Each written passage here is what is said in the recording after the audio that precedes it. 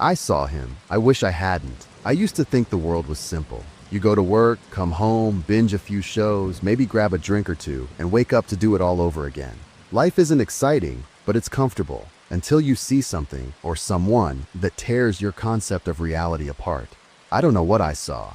I don't know if he's a man or a monster, but I saw him, and I think I was never supposed to live to tell anyone about it. It started 3 weeks ago. I was driving home late at night from my dead-end shift at the gas station. My car, a beat-up Honda Civic, coughed every time I pressed the accelerator, and the headlights barely cut through the thick fog rolling off the nearby woods. It was one of those nights where the darkness felt heavier, like it had weight.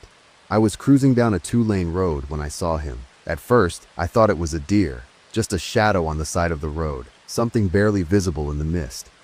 But as I got closer, I realized it wasn't a deer. It was human, or at least shaped like one. The figure stood perfectly still, right at the edge of the tree line. Too still. His silhouette was oddly thin, almost fragile, like a teenager who never grew into his frame. But the way he was standing, shoulders back, arms hanging loosely, head slightly tilted like he was waiting for something, made my skin crawl. I slowed the car, my headlights washing over him. He was young, couldn't have been older than 18 or 19, with short dark hair that looked like it had been carelessly pushed forward. He wore a hoodie, despite the heat, and sweatpants that hung loosely off his skinny frame. His hands dangled at his sides, fingers twitching slightly, like he was tapping out an invisible rhythm. And then he turned his head. His face was pale, almost ghostly, but his eyes, God, his eyes, were just wrong. Even from a distance, I could see the faintest glow, like embers barely smoldering in a fire. I couldn't tell if it was a trick of the fog or my headlights, but the way they flickered, it felt deliberate, like he wanted me to notice. "Keep driving," I muttered to myself, my voice trembling. But my foot hovered over the brake. There was something about him, something magnetic. It wasn't curiosity, I was terrified, but I couldn't look away. He moved then, just a step forward, and I flinched. His lips curved into the smallest, most unsettling smirk. It wasn't the kind of smile someone gives you to say hello. It was mocking, taunting, like he knew I was scared, like he liked it. I didn't think, I just hit the gas. The Civic groaned as it lurched forward, and I kept my eyes glued to the road ahead, refusing to look back. But I swear, as I sped past, I heard him laugh. It wasn't a loud laugh. It was soft, almost like a chuckle, but it carried through the fog, sharp and clear. It didn't sound human. It was too calm, too confident, like he'd already won some game I didn't even know I was playing. I didn't sleep that night. Every time I closed my eyes, I saw his face, that smirk, those faintly glowing eyes. I told myself it was nothing, just some punk kid trying to scare drivers. But deep down, I knew better. And then the dreams started. Each night, I'd find myself back on that road, the fog thicker than before. The figure would be closer this time, standing in the middle of the lane, waiting. He never spoke, but his eyes burned brighter in the dreams, glowing like molten coals. I'd try to scream, but no sound would come out.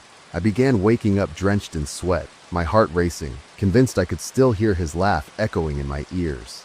Last night was different. I woke up to the sound of something tapping on my window. At first, I thought it was a branch or maybe the wind.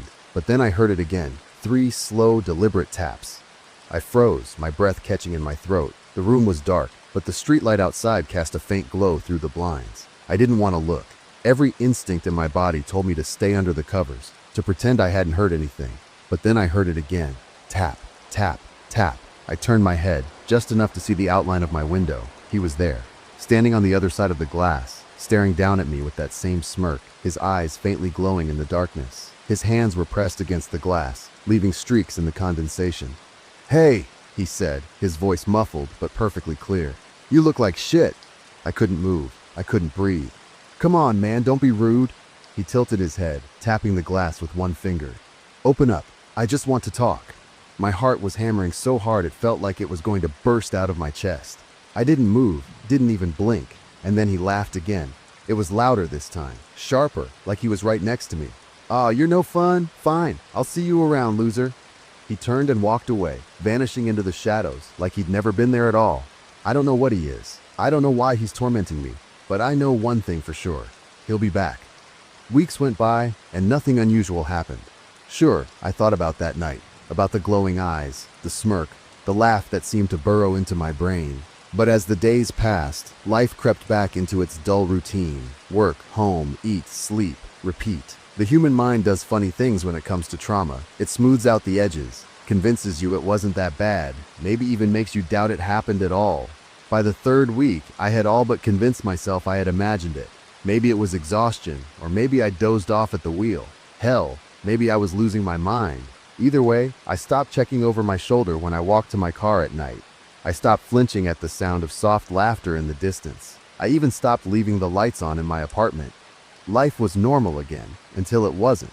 It was a Friday night, and I just left a bar downtown. Nothing fancy, just a hole-in-the-wall kind of place where the drinks are cheap, and the bartender knows you by name. I wasn't drunk, just buzzed enough to dull the edge of a long week.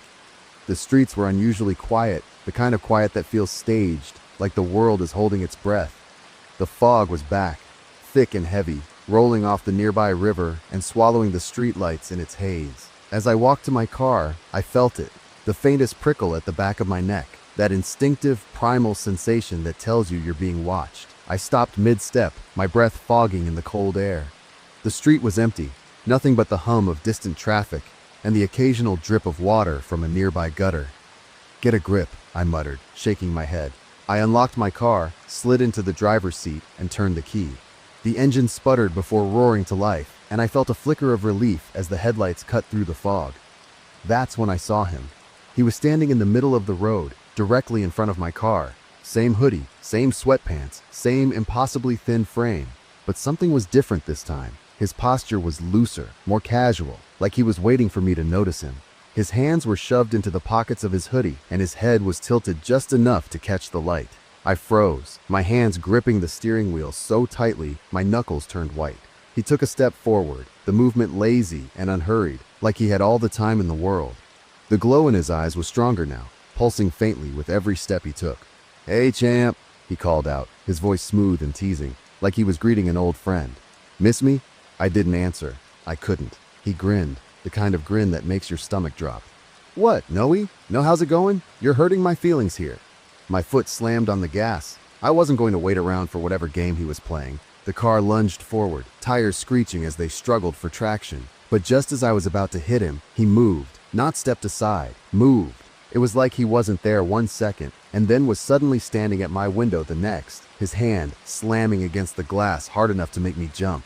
"Rude," he said, leaning down so I could see his face.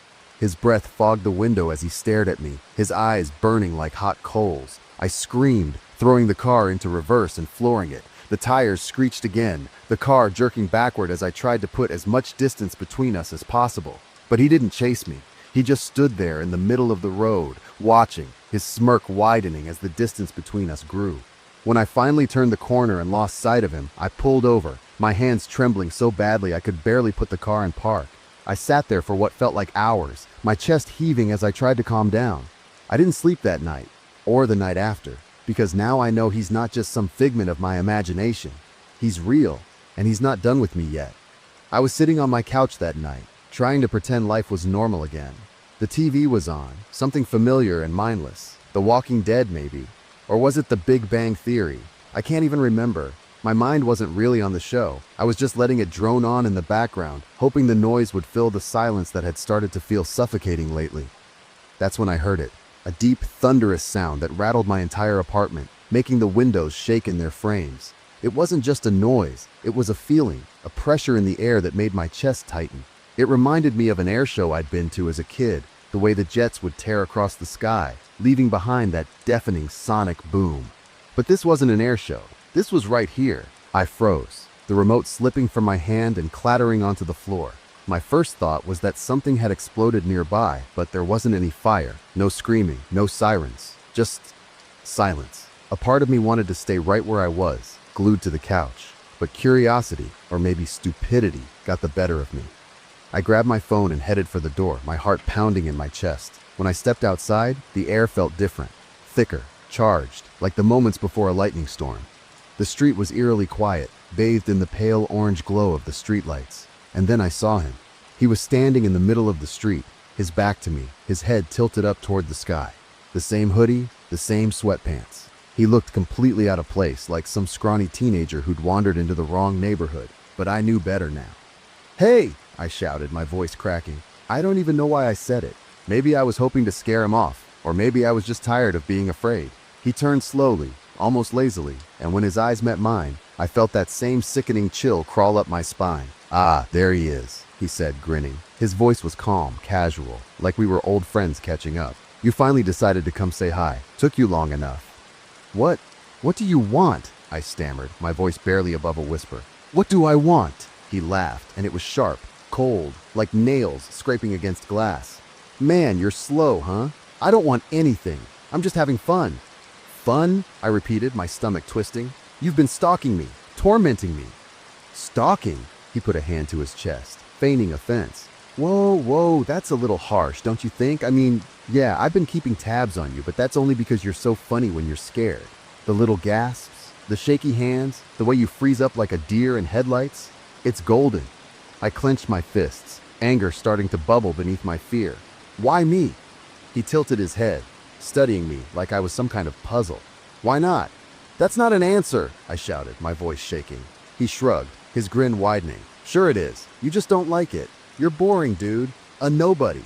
You live your little nobody life, going through the motions, and for what? A paycheck, a few beers, a shitty rerun of The Walking Dead?" I felt my chest tighten, the heat of humiliation rising to my face. "Shut up." "Ooh, there it is," he said, his voice dripping with mockery. "A little bit of backbone. Look, I'll level with you. I don't need to mess with you, but I've got this thing. A gift, you could say. And you're like a rat in a cage. Poke you here, watch you scurry. Poke you there, watch you squeal. It's entertaining." I couldn't stop myself. "You think this is a game?" He stepped closer, his eyes glowing faintly in the dark. "Everything's a game, bud. And guess what? You're losing." I backed up instinctively, my hands shaking. "You're sick." "Maybe," he said, stopping just a few feet away. "Or maybe I'm the only one who sees how pointless all this is. You, them, all of it. I mean, look at you." He gestured toward me, his smirk turning cruel. "You're what, 30? No savings, no prospects, no girlfriend. Just a walking waste of space waiting to rot. And here I am, giving your life some meaning."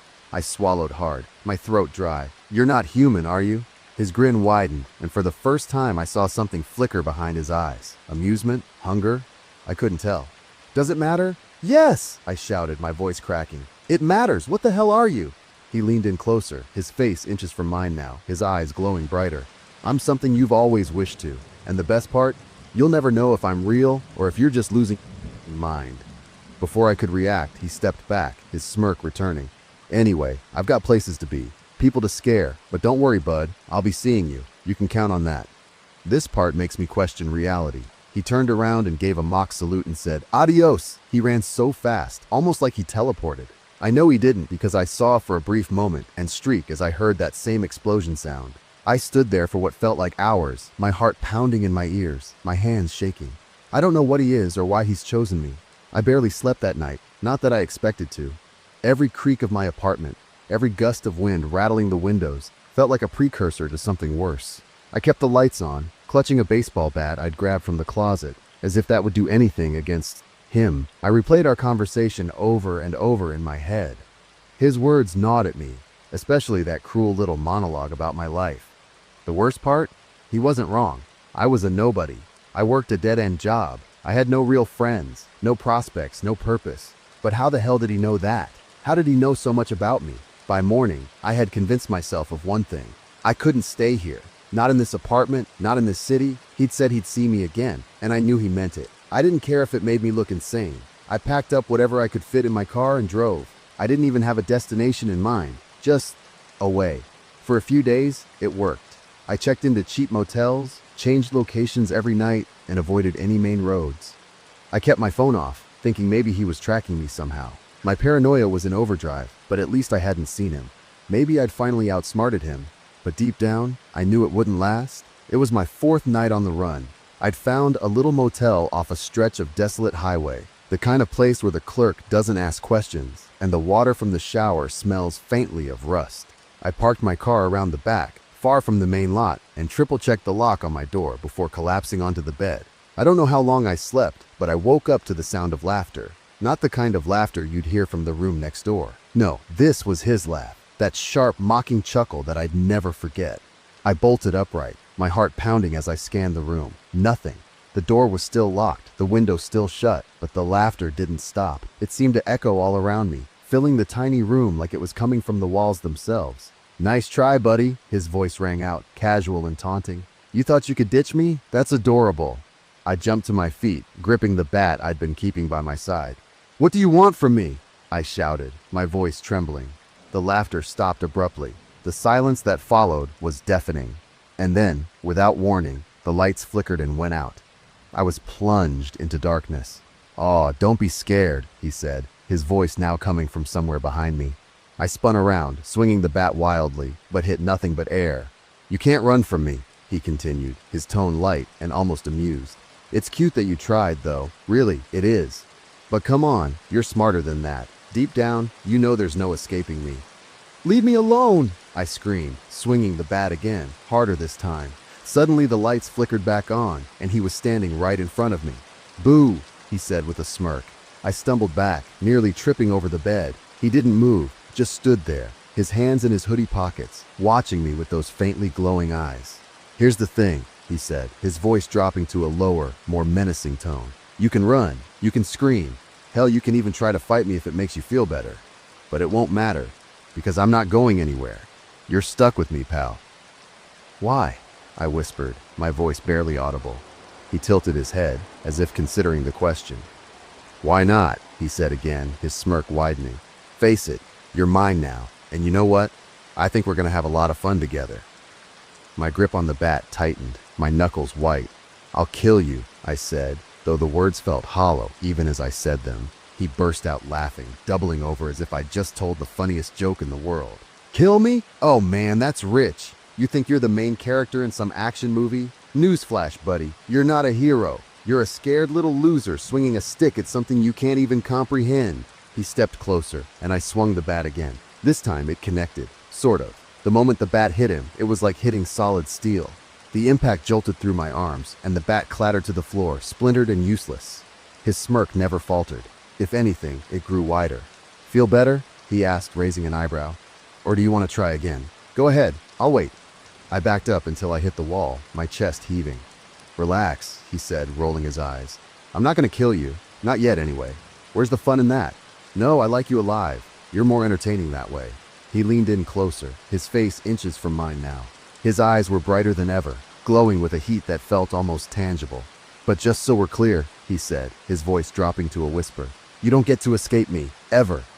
And then, just like before, he was gone. 1 second he was there, and the next, I was alone in the room, the broken bat lying at my feet.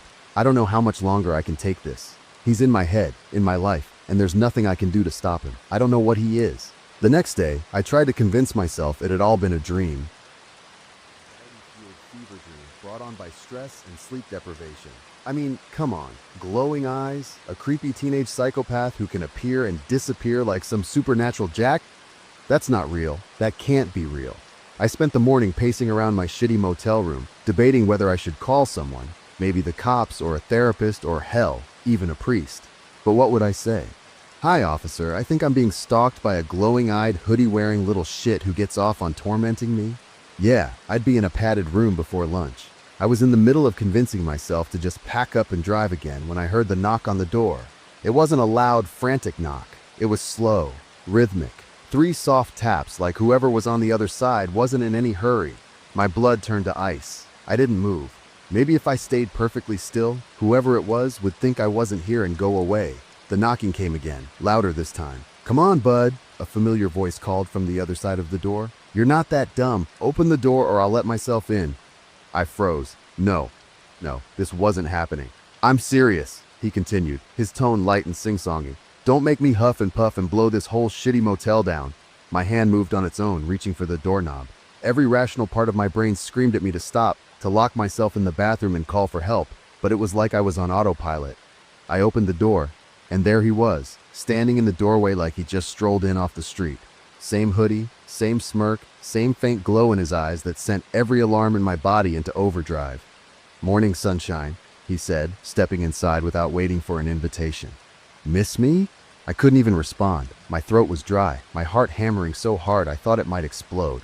"Ah, what's the matter? Cat got your tongue?" He flopped onto the bed like he owned the place, propping his feet up on the nightstand. "Relax, dude. I'm not here to hurt you yet." What do you want?" I finally managed to stammer, my voice barely above a whisper. He sighed dramatically, like he was already bored with me. You've got questions. I've got answers. Figured I'd give you a little show and tell so we're on the same page. Show and tell? I repeated, my brain struggling to process what the hell was happening. Yeah, he said, grinning.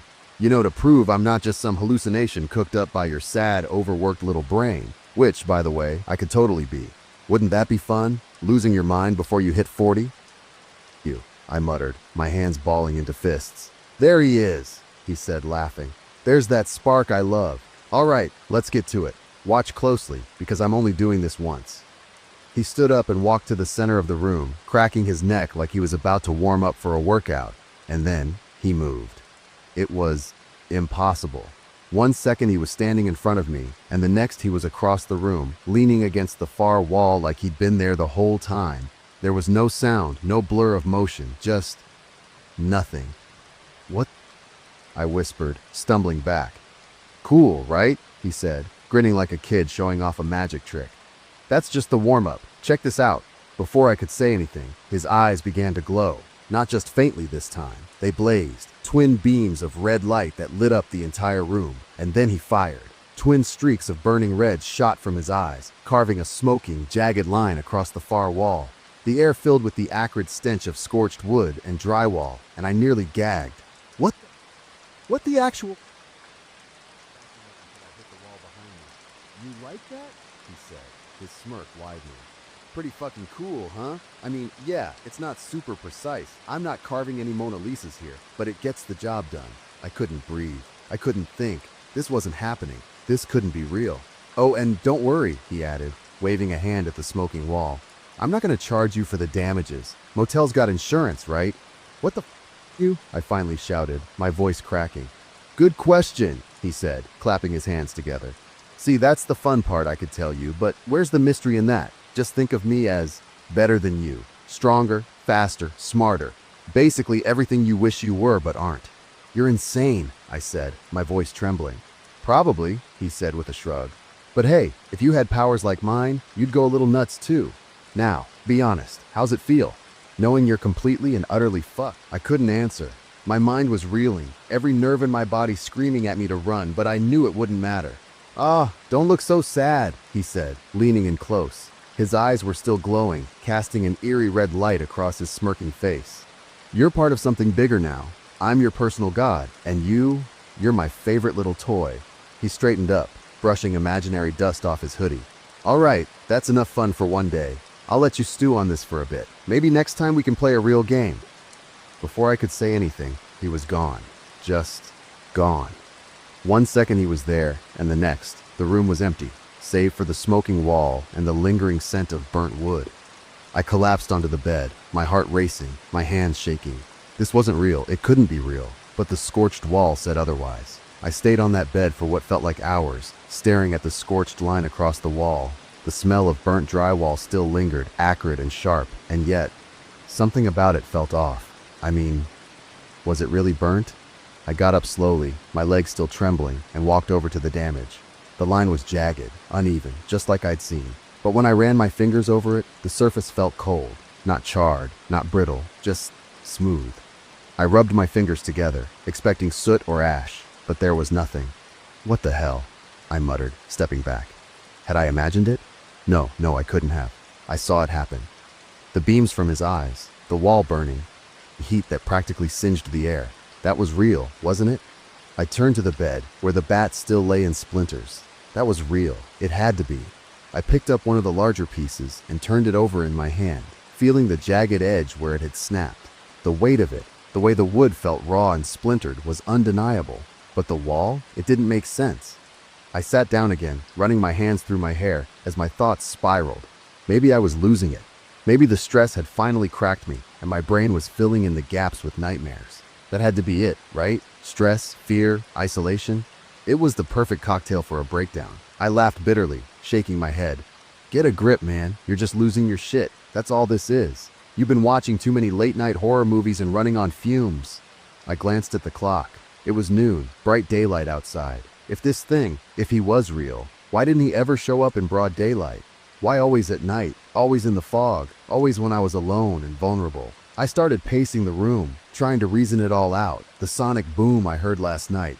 Maybe it wasn't real. Maybe it was a truck backfiring or some other sound my panicked brain twisted into something else. And the glowing eyes. Well, there were explanations for that too. Ever heard of sleep paralysis? Maybe I was dreaming with my eyes open. The more I thought about it, the more it started to make sense.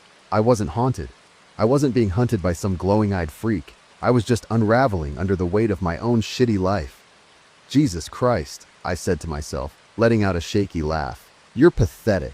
It felt good, in a way, like I'd solved a puzzle. The pieces didn't fit perfectly, but at least now I had a reason, an explanation that didn't involve fucking laser eyes and super speed. But then, as I was pacing, I caught movement out of the corner of my eye. I turned to the window, my breath catching in my throat. It was nothing, just a tree swaying in the wind. See, you're jumping at shadows now, I muttered, shaking my head. But when I turned back to the room, I froze. There, sitting on the edge of the bed, was him. Oh man, he said, his voice laced with mockery. Watching you try to rationalize all this. Priceless. My stomach dropped, my mouth going dry. No, you're not real, I said, shaking my head. Oh really? He said, raising an eyebrow. He leaned forward, his grin sharp and cruel. That's what you're going with? Not real? Buddy, I'm as real as that piss stain on your boxers right now. I looked down instinctively. Thankfully, no piss. But when I looked back up, he was gone. See? I said, my voice shaky. Not real. I'm imagining it. And then I heard his voice, right behind me. Sure, keep telling yourself that, he whispered. I spun around, but there was nothing there. Nothing but the faint smell of burning wood lingering in the air. Was it real? No anymore. Maybe I am losing my mind. Or maybe he's just that good. The knocking didn't come back. The days stretched on and silence settled like a heavy blanket over everything. But it wasn't comforting. It was suffocating. I told myself I should feel relieved. That maybe he was done with me. Maybe he'd moved on. But I didn't feel relief. I felt dread. Because deep down, I knew he wasn't gone. He was waiting. That night, I was heading to the gas station down the road. I needed air. Needed to do something normal to keep my mind from unraveling any further. The parking lot was almost empty. The buzzing neon sign flickering above the entrance. As I stepped out of my car, I saw him again. He was leaning casually against the building, arms crossed, that same mocking smirk plastered across his face. The glow in his eyes was dim, but it was unmistakable, like twin embers smoldering in the shadows. Hey, champ, he called, his voice cutting through the still night air. My stomach dropped. My instincts screamed at me to get back in the car, to drive as far as I could, but my feet wouldn't move. I thought you might have missed me, he said, pushing off the wall and strolling toward me, hands stuffed in his hoodie pockets. What do you want now? I asked, my voice trembling. He chuckled, tilting his head like he was sizing me up. Oh, come on, I thought we were past the whole why me thing. Let's just say I'm here for entertainment. Before I could respond, the gas station door swung open and a guy walked out. A big guy, probably mid-30s, wearing a leather jacket and looking pissed. He glanced at me briefly before muttering something under his breath and heading toward his truck. Perfect, the man said, his smirk widening as he glanced at the guy. You're about to get a front row seat.